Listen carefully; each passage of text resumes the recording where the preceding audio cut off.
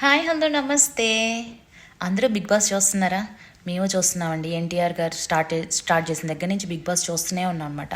అప్పటి నుంచి ఒక పెద్ద డౌట్ ఏంటంటే, కంటెస్టెంట్లుగా అప్పటి సినిమా హీరోలు, ఇప్పటి సీరియల్ హీరోలు హీరోయిన్లు అండ్ డాన్సర్లు, సింగర్లు, న్యూస్ రీడర్లు, ఒక్కళ్ళేంటండి అన్ని రంగాల్లో వాళ్ళని అందరినీ ఇన్ఫ్లుయెన్స్లు అందరినీ తీసుకొస్తున్నారు.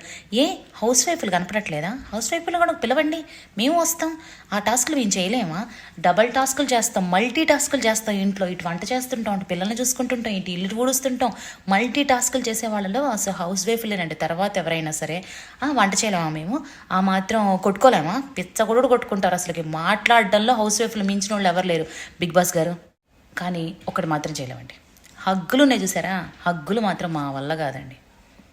మీరు ఆ 12 మందిలో కనీసం ఒక్కళ్ళనైనా సరే హౌస్ వైఫ్ని తీసుకురావాలని గట్టిగా కోరుకుంటున్నానండి. నన్ను పిలవక్కర్లేదు, ఏ హౌస్ వైఫ్ని పిలిచినా చాలండి నాకు.